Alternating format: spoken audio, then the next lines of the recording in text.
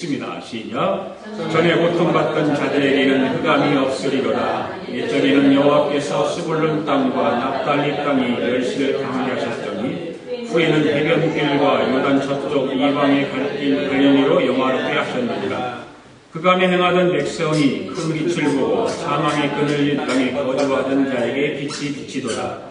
주께서 이 나라를 창성하게 하시며 그 즐거움을 더하게 하셨으므로 추수하는 즐거움과 탈취물을 나눌 때에 즐거움이 같이 그들이 주 앞에서 즐거워하오니 이는 그들이 무겁게 맨 농여와 그들의 어깨에 채찍과 그 압제자의 막대기를 꺾으시되 미디안의 날과 같이 하셨음이니이다. 어지러이 싸우는 군인들의 신과 피 묻은 겉옷에 불의 석같이 살라지리니 이는 하나님과 우리에게 낳고 하나들을 우리에게 주신 바 되었는데 그의 어깨는 정사를 메었고 그의 이름은 기묘자라 모사라 전능하신 하나님이라 영원하신 아버지라 평강의 왕이라 할 것입니다. 아멘. 앉으십시오. 우리 인사합시다. 메리 크리스마스 하고 인사하십시오. 메리 크리스마스. 메리 크리스마스. 성탄절을 우리가 지금 인사한 대로 우리는 뭐라고 그럽니까? 크리스마스다. 이 말을 이렇게 하죠. 성탄절 크리스마스라고 이렇게 말을 합니다. 이 말은 크리스라고 하는 말과 미사라는 말이 합해져서 합성어로 되어진 말이 바로 크리스마스입니다. 그 말은 무슨 말이냐면 바로 그리스도를 예배한다. 그런 뜻을 가지고 있습니다. 바로 그리스도를 예배한다. 그러니까 성탄절은 크리스마스는 아기 예수 그리스도를 예배하는 절기다 그 말입니다. 그냥 우리가 크리스마스 성탄절이 돌아오면 뭐 장사하는 사람들 바쁘고 우리들도 마음이 분주하고 바쁘고 그렇습니다. 그런데 실질적으로는 예배하는 것입니다. 아기 예수님께서 이 땅에 오신 것을 예배하는 절기가 바로 성탄절입니다. 복음서를 여러분들이 읽어보시면 복음서에 나타나는 여러 가지 예수님의 탄생에 대해서 이야기를 하고 있습니다. 거기 복음서에 보면 탄생하신 예수님을 예배하는 사람들에 관해서 이야기를 중심으로 해서 성탄절에 관한 이야기가 쫙 기록되어 있습니다. 가장 정확하게 기록되어 있는 게 누가복음에 보면 아주 정확하게 잘 기록되어 있고요. 마태복음, 마가복음 다 잘 기록되어 있습니다. 마태복음에서 보면은 동방박사가 찾아와서 예수님을 경배하는 이야기가 기록되어 있고요. 누가복음에 들어와서 보면 누가복음 양치는 목자들이 천사들이 전하는 소식을 듣고 찾아와서 경배하고 예배하는 것을 봅니다. 그리고 아기 예수님이 성전에 올라갔을 때 거기 있었던 지난주일에 우리가 말씀을 드렸다면 시므온 또 그 다음에 안나라고 하는 여자 선지자가 있는데 그 안나가 아기 예수님이 자기들이 기다리던 메시아임을 알아봅니다. 수백 년 동안 그 아기 예수 그리스도를 오시는 것을 기다리고 메시아 오시는 분을 기다렸던 사람들이 바로 그러한 사람들이었습니다. 그리고 그 메시아를 알아보면서 그 아기 예수님을 앞에 찬양을 드렸다. 그래서 누가복음에 보면 그 찬양들이 쫙 기록되는 것을 우리는 보게 됩니다. 이들이 바로 첫 번째 성탄을 맞이하는 사람들이죠. 그러니까 지금 뭐라고 크리스마스, 첫 번째 크리스마스를 맞이한 사람들입니다. 바로 그리스도를 예배한 첫 번째 사람들이 바로 이 사람들이죠. 동방박사, 목자들, 또 아기를 안고 나타났을 때 시므온과 안나 선지자 이런 사람들이 바로 첫 번째 제일 먼저 예수님에 대해서 찬양하러 경배했던 사람들입니다. 바로 첫 번째 크리스마스를 맞이한 사람들을 보면 아주 다양한 사람들이 있습니다. 직업도 다릅니다. 모든 환경, 형편 이런 것들이 다 다릅니다. 가정 생활도 다 다릅니다. 그 가운데는 이방인들이 있는가 하면 성전에 머물면서 일평생 동안 경건한 신앙생활을 하는 유대인들도 있었습니다. 율법을 알지 못한 채 그날 가난하게 살아갔던 목자들도 있습니다. 그런데 이들에게 보면 가만히 보면 공통점이라는 건 없어요. 가만히 보면 꼭 공통점을 찾는다면 이들은 나름대로 무엇인가 이 역사를 변화시킬 새로운 존재의 탄생을 기다렸다는 점이죠. 그거 하나 외에는 이들에게서 찾아볼 공통점은 없습니다. 이들은 메시아가 오시기를 기다렸다는 사람입니다. 그거 하나만 공통점이 있습니다. 이들이 아기 예수를 그리스도로 경배하게 된 것은 각기 자기 나름대로의 신앙생활을 통해서 영적으로 계시를 받았기 때문입니다. 동방박사들은 신기하고 이상한 별을 보고 찾아왔습니다. 목자들은 천사들이 전하는 소식을 듣고 찾아왔습니다. 시몬과 안나 선지자는 성령의 감동으로 아기 예수를 알아보았다라고 기록하고 있습니다. 많은 사람들이 아기 예수님을 만나서 첫 번째 경배한 사람이에요. 그런데 이들이 경배한 그리스도는 한 평범한 아기에 불과했다고 말해요. 우리 리나와 윤서와 같이 평범한 저런 아기였어요. 그에게 어떤 특별한 모습이 발견되지 않았습니다. 그렇다고 해서 예수님이 탄생했다고 해서 얼굴에 광채가 그렇게 많이 빛났던 것도 아닙니다. 한 평범한 갓난 아기를 보았을 뿐입니다. 이 첫 번째 예배자들은, 이 첫 번째 그 경배자들은 그 아기를 보고 경배하고 기뻐하며 돌아갔다고 해서 기뻐했다. 그들은 아기 예수가 나타내는 어떤 기적을 본 적이 없습니다. 아기 예수님이 무슨 기적을 보였습니까? 전혀 그렇지 않았습니다. 그가 무슨 말씀하는 교훈을 들은 것도 없습니다. 그냥 평범한 어린 아기입니다. 그럼에도 불구하고 그들은 이 아기가 그리스도라고 하는 것을 의심하지 않았다 그 말이에요. 분명하게 저 아이는 그 흑천한 더러운 그 마구간에서 태어났지만 저 아기는 분명한 그리스도이라고 하는 것을 알았다고 하는 것입니다. 그들은 한 보잘것없는 아기에게서 온 인류를 구원하실 그리스도의 미래를 보았다는 것입니다. 그들은 오늘 자기들의 삶에 당장 미치는 어떤 구원을 본 것이 아니에요. 그들은 어떤 삶에서 그냥 행복하게 해주고 어떤 그것을 본 것이 아니에요. 아무 변화도 일어나지 않았지만 그들은 그 아기 예수를 기뻐하며 경배하고 돌아갈 수 있었다고 하는 것이죠. 이것이 첫 번째로 맞이하는 그 성탄의 그 신비라고 하는 것입니다. 어린 아기, 그냥 갓난 아기입니다. 그런데 그 갓난 아기를 통해서 이런 모든 것을 보았다는 거예요. 이런 기록들이, 이런 이야기들이 이미 구약 성경에서 다 예언되어졌던 것입니다. 그냥 신약 시대에 와서 예수님이 나타나서 그렇게 하는 것이 아니라 이미 구약의 시대 때 다 예언되어졌던, 그래서 오늘 본문에서 이사야 선지자를 통해서 장차 오실 예수 그리스도의 탄생을 예언하고 있다는 것입니다. 당시 이스라엘 민족은 어느 민족보다 전쟁을 많이 겪은 민족입니다. 참 고통과 어려움에 처했던, 그 당시 이스라엘 민족은 어느 민족보다 그렇게 아픔과 억제를 당한 그런 사람들입니다. 그렇기 때문에 그들은 어떤 면에서 참 평화를 기다렸던 사람들입니다. 여러분들 생활 속에서 날마다 보시죠. 가정 안에서 날마다 부부싸움을 하고 날마다 어떤 문제가 생기고 어떤 아픔이 있고 고통이 따른다고 하면 똑같이 아내나 남편이나 우리 가정에는 평화가 왔으면 좋겠다, 평화가 좀 있었으면 좋겠다라고 기다리지 않겠습니까? 그런 생각을 다 할 거예요. 이스라엘 민족도 마찬가지입니다. 이런 평화를 갈망하고 있었습니다. 그래서 그들은 날마다 때마다 평화를 기원을 하면서 그 인사가 뭐였어요? 그 인사 살롬. 그래서 인사를 살롬 하는 거예요. 얼마나 억압과 압제를 당하고 고통이 있었으면, 얼마나 그들 마음 가운데 좀 평화가 있었으면 그런 마음으로 인사를 살롬이라고 했겠습니다. 오늘 보면 이사야 9장에도 이런 이스라엘 백성들의 갈망이 나타나 있습니다.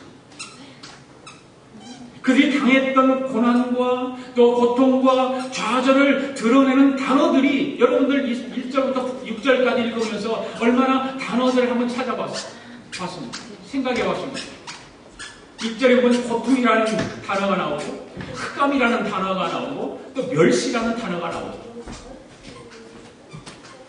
또한 2절에 보면 흑암이라는 단어가 나오고 사망이라는 단어가 나오고 그늘진 땅이라는 단어가 나옵니다. 4절에서 마찬가지입니다. 무겁게 맨 몽해와 어깨의 채찍과 그 압제자의 막대기가 나옵니다. 5절에서 마찬가지입니다. 어지러이 싸우는 군인의 갑옷과 피 묻은 겉옷이라고 하는 단어들이 나옵니다. 이런 단어들을 우리가 살펴보고 생각해보면서 바로 이스라엘 백성들의 삶은 전쟁과 압제와 고통과 절망으로 얼룩져진 그런 삶이었다라고 하는 것을 짐작할 수 있습니다. 어디에 가도 희망이 없습니다. 어느 가정에 가도 어떤 그런 걸 보이지 않습니다.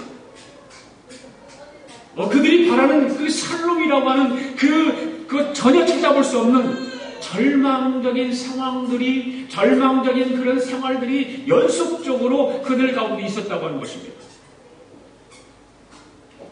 이런 크나큰 절망과 고통이 이스라엘 백성들을 짓누르고 있었기에 평화가 절대적으로 필요한 그런 상황 가운데 있을 때입니다. 그런데 오늘 우리 함께 읽었던 그 6절 말씀에 보면 그 6절 말씀에서 뭐라고 말하고 있습니까? 한 아기가 우리에게서 날 때에 평강이 가능해진다라고 하는 것을 말하고 있는 거예요.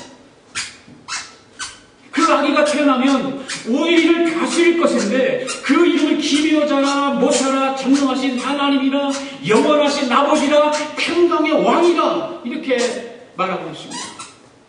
그 절망과 좌절과 흑암과 아픔과 고통 속에 있을 때에 그의 지금 그 있는 이스라엘 백성들에게 평강이 있기를 원하는데 그렇게 원하는 평강의 왕이 오신다는 거예요.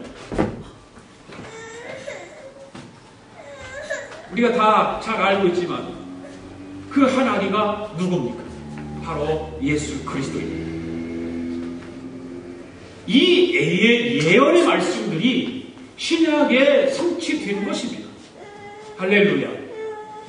누가복음 2장 14절에서 아기 예수님께서 베들레헴에 태어날 때 천군 천사들이 부른 노래가 있지 않습니까? 지극히 높은 곳에서는 하나님께 영광이요 땅에서 기뻐하심을 입은 사람들 가운데 평화로다라고 하는 이 멋진 찬양이 들려진 것이죠. 즉 이사야의 예언이 아기 예수 그리스도를 통해서 성취되었다는 증거를 보여주고 있는 것입니다. 예언과 성취처럼 아기 예수님의 성탄은 평강을 주시기 위해서 우리 가운데 평화가 있게 하기 위해서 우리에게 왕으로 오신 것입니다. 할렐루야.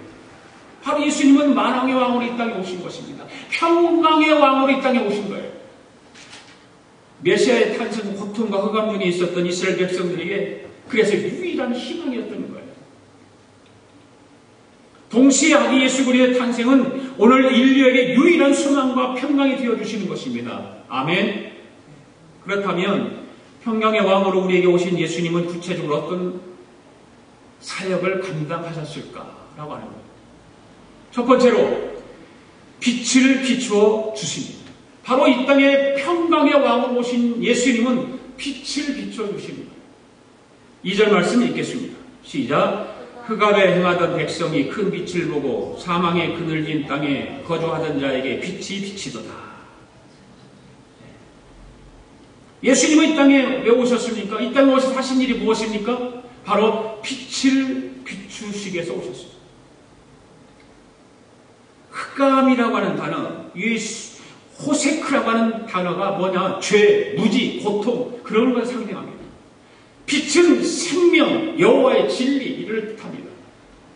하나님의 심판을 받아서 고통 가운데 있게 될 백성들이 빛과 생명 되시는 메시아의 오심으로 새 생명을 얻게 된다라고 하는 사실을 예언한 거예요. 바로 예수 그리스도가 우리 빛입니다. 아멘. 예수 그리스도가 우리의 길입니다. 예수 그리스도가 우리의 생명 되시는 것입니다. 당시 흑암의 땅으로 불리던 오늘 본문에서 말하고 있잖아요. 스볼론, 납달리, 또는 요단 저편, 이방, 갈릴리 지역 이런 곳은 다 그 당시 전쟁의 피해를 많이 받고 있었던 지역들입니다. 하나님의 심판을 직접적으로 받았던 지역들이었습니다. 전쟁이 그치지 않았습니다. 열국들의 침입으로 시달림을 받았습니다. 아무런 희망도 없고 어둠으로 가득 차 있었습니다. 그런 그곳에 바로 메시아가 오심으로 소망이 가득하게 될 것이다 라고 하는 것입니다. 어둠으로 캄캄해지는 그곳에 빛으로 예수 그리스도가 오신다는 것입니다. 그것을 이사야 선지자가 예언하고 있어요. 우리가 크리스마스만 되면 영상으로 보았던 한 장면들이 있죠. 영화도 한번 본 적이 있죠. 크리스마스가 되면 프랑스와 독일이 치열한 전투를 벌이고 있던 그 영화 기억나시죠? 오늘 영상으로 그 노래만 짤막하게 편집해서 내가 가지고 왔는데 화면이 너무 흐려요. 영상기가 안 좋은 것 같아요. 내가 볼 때는. 네, 화면이 흐려서 노래만 들을 수 없고 그래서 못 들을 것 같아요. 막 전쟁이 일어났어요. 프랑스군과 독일군이. 막 서로 총탄이 날아가고 폭탄이 터지는 전쟁터에 크리스마스가 찾아온 거예요. 그래서 서로가 이렇게 마주보고서 전쟁을 하면서 마주보고 지금 군인들이 땅속에 굴을 파고서 다 대치하고 있는 것입니다. 저마다 크리스마스가 되니까 군인들도 좀 쉬면서 크리스마스를 생각하고 군인 군대 오기 전에 사회에 있을 때에 크리스마스 때에 행하던 교회에서 예배드렸던 것들 또 여러 가지 어떤 그런 것을 생각하고 있었을 것입니다. 그 중에 그리스도인들은 아마 더 깊이 살아계신 그 주님과 그분의 오심을 묵상하고 있었을 것입니다. 그런데 갑자기 프랑스 군의 그 창호에서 한 병사가 벌떡 일어나니 조카를 다 내려놓고서 하늘을 향해서 감격의 찬양을 부릅니다. 고요한 밤, 거룩한 밤, 어두운 멋진 찬양을 부릅니다. 그러니까 그 독일군 막까지 들리는 거예요. 그 찬양이. 서로 모여서 그때 한 잔씩 술을 마시고 밥 음식도 나누고 별 이야기를 다 하고 있는데 그런 고요한 밤에 거룩한 밤 찬양이 들리니까 독일군 부대 조용해지기 시작합니다. 그때 독일군 그쪽에서는 그 펜플룻이라고 합니다. 그걸 가지고 노래도 부르고 그런 걸 가지고 있었는데 어떤 한 병사가 그 독일군 병사에서 그 펜플룻을 통해서 연주를 하는 거예요. 연주 소리를 들으니까 잠반 가운 신도요 이 연주가 들리기 시작하니까 프랑스 군대에 있던 그래서 고요한 밤 거룩함 불렀던 그 병사가 크리스마스 추리를 불의를 들고서 그 땅 구울 속에서 올라오기 시작합니다. 그러면서 찬양을 하기 시작해요. 그 펜플룻 음악을 따라서 잠반 가운 신도요 다 이리 와서 저 베들레헴 성에 가봅시다. 저 고요에 누이신 아기를 보고 엎드려 절하세 엎드려 절하세 엎드려 절하세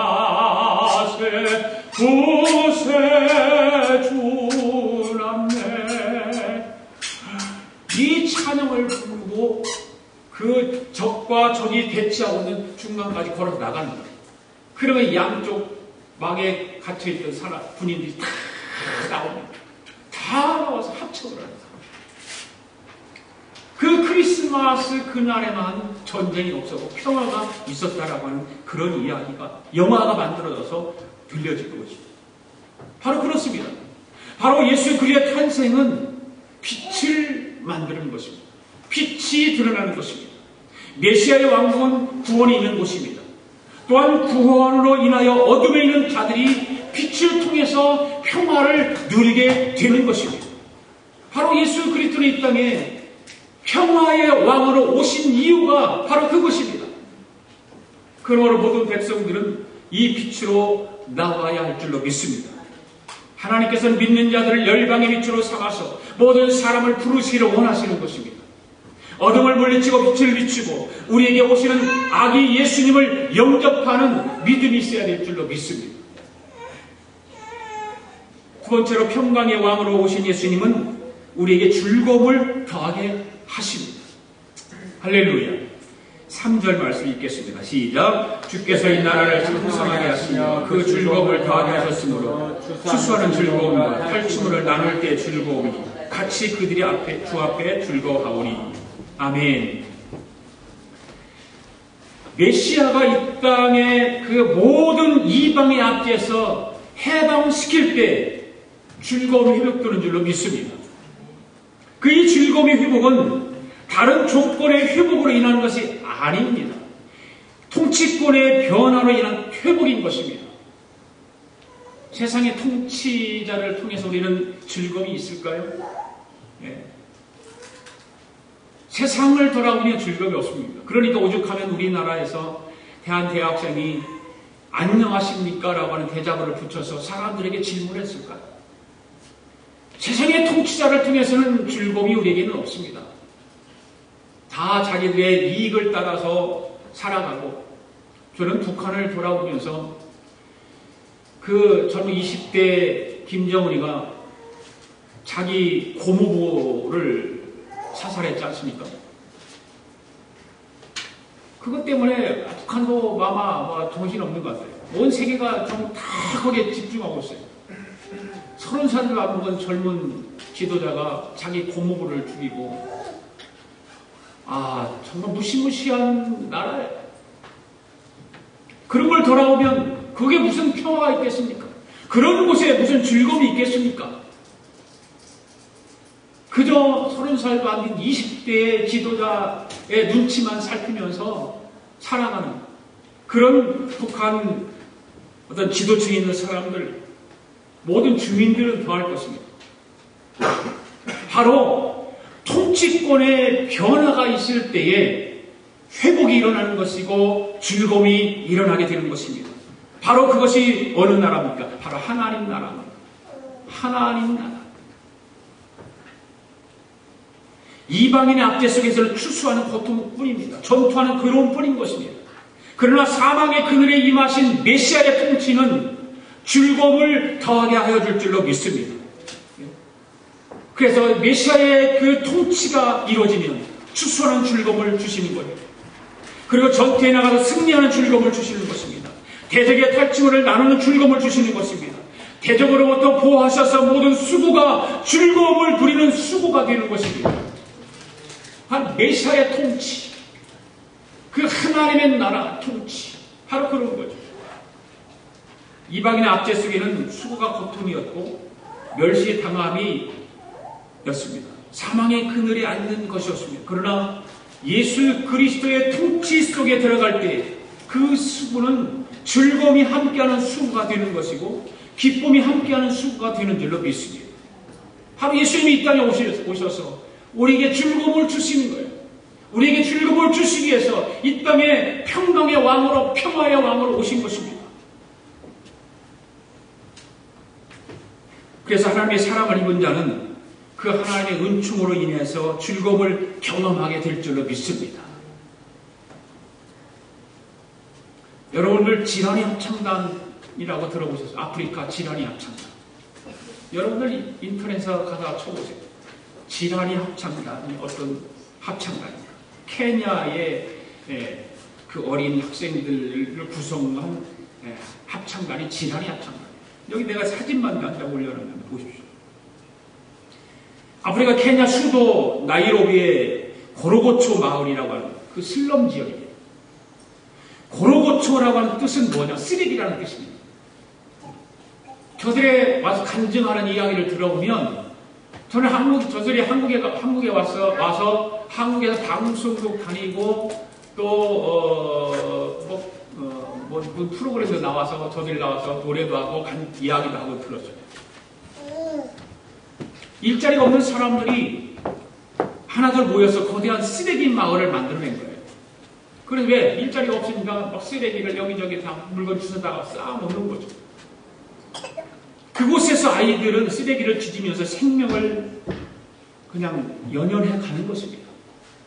그곳에서 주워서 먹고 그곳에서 먹고 그러니까 각종 질병들이 말도 못하죠. 말라리아, 에이즈 이런 걸로 인해 부모를 잃고 가족을 잃고 동생들 먹이기 위해서 새벽부터 쓰레기 더미를 가서 뒤져야 되고 이 고로고초 아이들이 바로 삶이 그런 거였어요. 대통령 선거 시에 고로고초 마을을 이주시켜주겠다고 약속을 해놓고 대통령이 되면 다 오히려 마을을 강제로 철거하고 주민들 협박하고 이런 일들이 막 자주 일어났던 것입니다. 갈 곳도 없고 돈도 없고 삶의 희망마저 없는 그 아이들이 있는 그 마을을 지나던 우리 한국인 선교사가 움직이기 시작했고 그것을 보면서 그 아이들에게 희망을 주기 시작합니다. 그래 합창단을 조직을 합니다. 쓰레기가 모이는 곳에서 살았던 아이들이 모여서 노래를 연습하기 시작한 거예요. 태어나서 한 번도 악보를 본 적이 없는 아이들이에요. 노래를 한 번도 배워본 적도 없는 아이들이에요. 발성은 그냥 목소리조차도 자신있게 내지 못합니다. 그래 조금씩 우리 한국인 선교사가 아이를 가르치기 시작합니다. 음악을 가르치고 노래를 가르치고 합창을 또 화음을 만들어내고 리듬을 타게 만들고 멋진 합창을 완성시킵니다. 합창단의 실력은 그리 뛰어나지 않지만 그 감동이 깊이가 크다는 거예요. 그렇게 절망 가운데 좌절 가운데 다른 사람들에서 버려진 아이들을 모아서 아름다운 화음을 이루는 합창단을 만들어서 다니면서 찬양을 하고 노래를 하고 간증을 하는 거죠. 그리고 합창단 이 아이들은 나쁜 짓 대신에 노래를 부르기 시작합니다. 그래서 스스로가 자기들의 그런 모습, 변화된 모습을 보면서 자기들이 스스로가 자랑을 하는 것이죠. 그래서 아이들이 하나같이 하쿠나 마타타, 하쿠나 마타타라고 외치는 그 말은 무슨 말이냐? 걱정하지 마세요. 다 잘 될 거예요. 그런 말이에요. 그런 노래를 부르고 다니는 것입니다. 한국 선교사 가르치니까 한국 노래도 얼마나 잘하는지 몰라요. 케냐 정부조차 외면한 마을에 바로 예수 그리스도가 오심으로 그들에게 즐거움을 주었다 그 말이에요. 그들에게 희망을 주었고 기쁨을 주었고 무언가를 할 수 있다라고 하는 건 자긍심을 부어넣어줬다는 것입니다. 그들은 그런 기쁨으로 살아갑니다. 그게 한국에 와서 KBS 방송국 이런 데 가서 출연해서 노래하고 하는 걸 보면서 얼마나 멋있고 그들 표정이 기쁨으로 가득한지 몰라요. 사랑하는 성도 여러분, 2013년도 성탄의 즐거움이 저와 여러분들 가운데도 넘칠 수 있기를 바랍니다. 세 번째로 평강의 왕으로 오신 예수님은 어떤 예수님입니까? 고통을 거두게 하시는 예수님. 고통을 거두게 하십니다. 4절 말씀 읽습니다. 시작. 이는 그들이 무겁게 맨 멍에와 그들의 어깨의 채찍과 그 압제자의 막대기를 주께서 꺾으시되 미디안의 날과 같이 하셨습니다. 아멘. 여기서 멍에, 채찍, 압제자의 막대기 이런 것을 여러분들 이 단어들을 생각하면 뭐가 생각납니까? 노예자들이 노예가 생각나지 않습니까? 노예자들은 멍에를 씌우고 그래서 또 채찍질을 가하고 그 압제의 막대기가 저들을 그냥 놔두지 않잖아요. 압제자는 이스라엘 백성들이 당했던 애굽의 속박을 연상시키고 과거의 고통으로 괴로워하고 있는 거예요. 그러나 고통의 문제는 인간 스스로 해결할 수 없는 것 아닙니까? 인간 스스로는 고통의 문제를 해결할 수가 없습니다. 오직 이 땅에 메시아로 오신 바로 예수 그리스도만이 그 고통을 제어해 주신다는 사실입니다. 바로 그 예수님께서 평화의 왕으로 오셔서 무겁게 맨 짐을 내려주시는 것입니다. 어깨에 지어진 멍에와 채찍과 막대기를 꺾어주신다는 것입니다. 바로 예수 그리스도가 참 자유를 회복시켜 주신다는 것입니다. 할렐루야. 그래서 하나님은 이사야 선지자를 통해서 구원의 길을 열어주셨다는 거예요. 고통을 제하여 주셨고 주의 결과로 생긴 백성들이 무거운 멍에와 채찍 그리고 압제자의 막대기를 꺾으셨다는 거예요. 그 그 선포를 이사야 선지자를 통해서 하나님께서는 하시는 거예요. 메시아가 너희 가운데 오시면 너희들이 압제당했던 것, 너희들의 죄의 그런 무거운 짐으로 지어있던 것, 그 멍에 채찍, 압제 다 예수 그리스도가 꺾으실 것이다. 무너뜨릴 것이다. 너희의 고통을 다 걷어주실 것이다. 그래서 이 땅에 예수 그리스도의 탄생은 온 누리의 평화의 소식이 되는 것입니다. 우리를 향하신 하나님의 놀라운 희망의 메시지가 되는 것입니다. 평강의 왕으로 오신 아기 예수님을 구주로 영접함으로 큰 기쁨을 누릴 수 있기를 바랍니다. 이방 세력의 지배를 받아 왔던 흑암의 삶, 사망의 그늘에 앉아 신음하던 삶을 고백하며 평화의 왕으로 오신 아기 예수 그리스도를 찬송할 수 있기를 바랍니다. 이 한 주간 여러분이 그렇게 살아갈 수 있기를 바랍니다. 예수님을 찬양하고 예수님이 이 땅에 구원자라고 오셔서 우리를 구원해 주시고 압제자의 결박을 풀어주시고 멍에와 채찍 그리고 압제자의 막대기를 꺾어주시는 그 예수님이라고 하는 것을 고백하고 이 한 주간을 기쁨으로 보내야 될 줄로 믿습니다. 1980년에 은퇴한 한 노부부가 핵전쟁의 위협이 없는 곳에서 노년을 평화롭게 보내기를 원했습니다.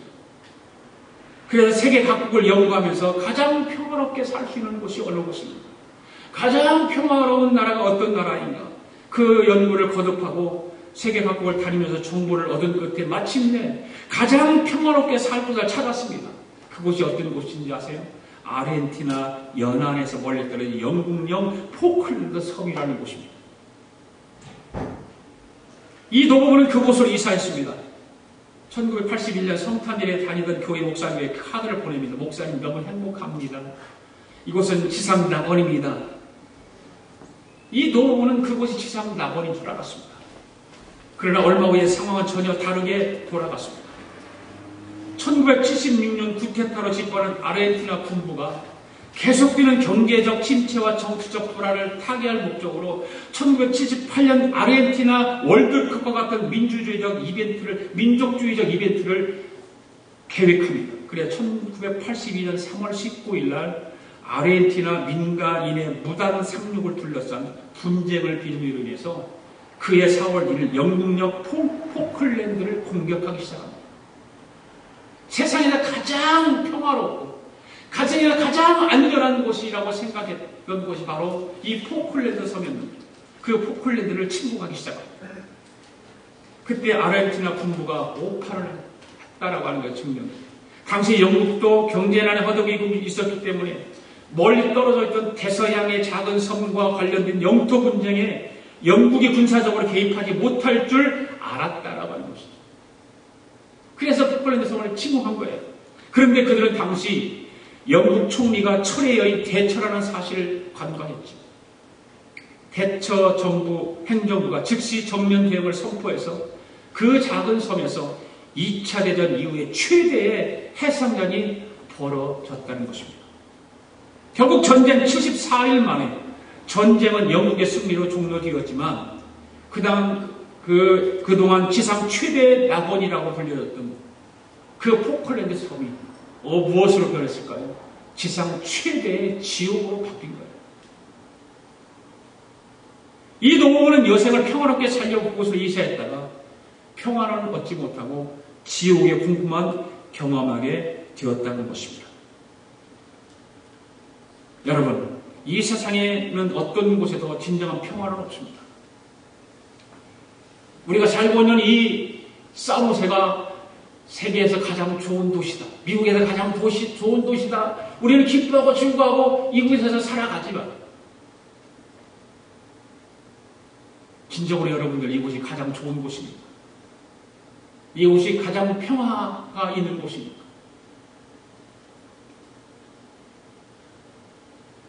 이 세상에는 어느 곳도 진정한 평화가 있는 곳은 없습니다.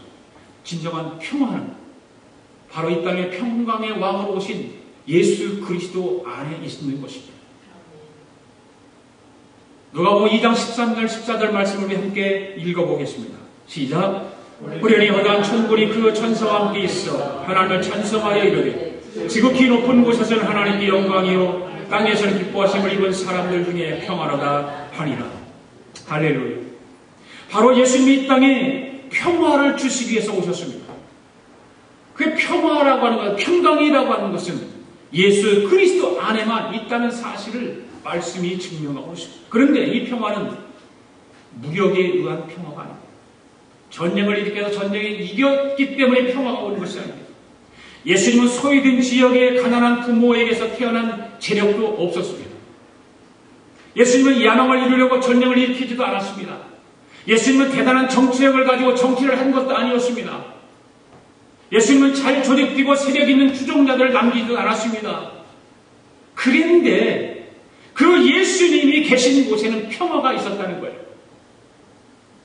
어떤 힘의 과시, 어떤 지식의 어떤 자랑, 어떤 물질의 어떤 그 힘, 그런 거 전혀 없었음에도 불구하고 예수님이 계신 곳에는 평화가 있었습니다. 할렐루야. 사람들은 모두 평화를 원하지만 이 세상에는 절대적 평화가 없습니다. 어떤 환경도 완벽한 평화를 주지를 못하는 것입니다. 사랑하는 성도 여러분, 평강의 왕으로 오신 아기 예수님의 탄생은 흑암에 거한 모든 백성들에게 빛이 되어주시고 모든 고통을 제하여 주시며 우리의 삶의 즐거움을 주시는 줄로 믿습니다.